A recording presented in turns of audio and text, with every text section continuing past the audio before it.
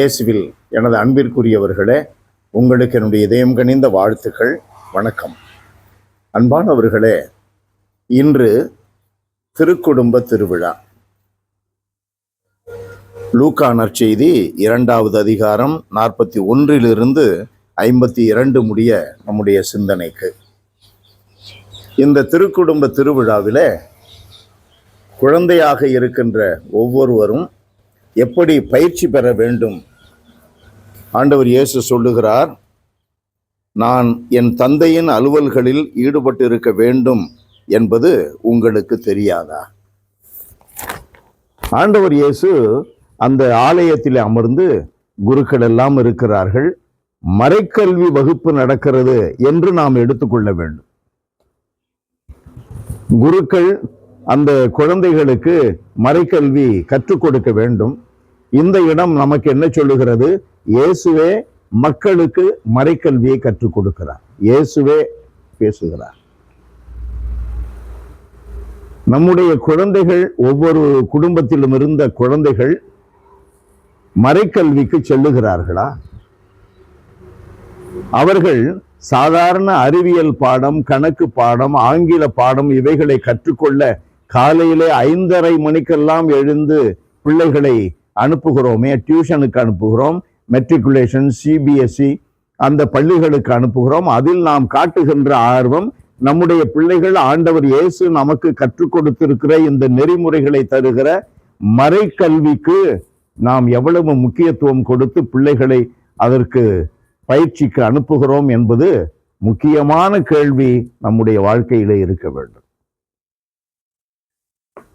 மறைக்கல்வி மிக சிறப்பாக கற்றுக்கொண்டால் நம்முடைய பிள்ளைகள் காணாமல் போக மாட்டார்கள்.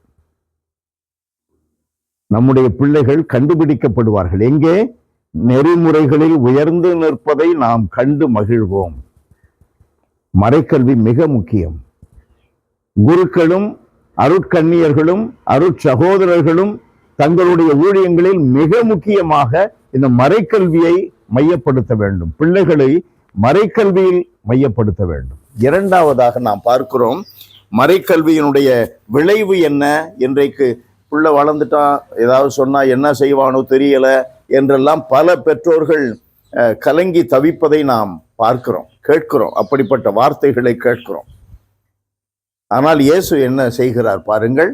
மறைக்கல்வி அறிவித்த பின்பு, பிள்ளைகளுக்கு கற்றுக் கொடுத்த பின்பு, பெற்றோர்களுடன் சென்று நசரேத்தை அடைந்து அவர்களுக்கு பணிந்து நடந்தார். நம்முடைய வாழ்க்கையில பிள்ளைகள் பெற்றோர்களுக்கு பணிந்து நடக்கக்கூடிய, பெற்றோர்கள் வழியாக வருகின்ற வாழ்வை அப்படியே உறிஞ்சி கொள்ளுகின்ற பிள்ளைகளாக நடக்க மறைக்கல்வி அவசியம். அன்னை மரியா நமக்கு மற்றொரு அருமையான பாடத்தை கற்றுக் கொடுக்கிறார். அன்னை மரியா இந்நிகழ்ச்சிகளை எல்லாம் தமது உள்ளத்தில் பதித்து வைத்திருந்தார். பெற்றோர்களாக இருப்பவர்கள் ஆண்டவருடைய காரியங்களை உள்ளத்திலே சிந்தித்து பதித்து வந்தால் பிள்ளைகளுக்கு என்ன சொல்லிக் கொடுக்க வேண்டும், எந்த வயதில் எப்படி கண்டித்து திருத்த வேண்டும், எப்படி அவர்களுக்கு வழிகாட்ட வேண்டும் என்று தெரியும். உங்களுடைய குடும்பம், நம்முடைய குடும்பங்கள் இப்படி இருக்கிறதா? மாற்ற வேண்டாமா? நம்முடைய குடும்பத்தை இப்படி மாற்ற வேண்டாமா? அன்பு நிறைந்த எங்கள் இறைவா, எங்கள் குடும்பங்கள் ஒவ்வொன்றையும் நிறைவாக ஆசீர்வதி.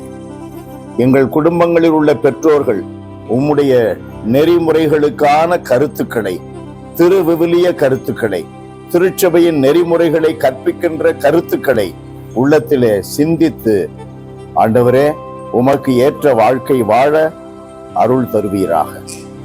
பிள்ளைகள், ஒவ்வொரு குடும்பத்திலும் இருக்கின்ற பிள்ளைகள் நெறிமுறைகளில் வளருவதற்கு, நீர் படைத்த இந்த உலகை மேம்படுத்துவதற்கு தேவையான அறிவை, ஞானத்தை பெற்றுக்கொள்ள, மறை கல்வியில் வளர ஆண்டவரே நாங்கள் முயற்சி எடுக்க எங்களுக்கு அருள்தாரும். பிள்ளைகள் அதில் ஆர்வம் காட்ட அருள்தாரும்.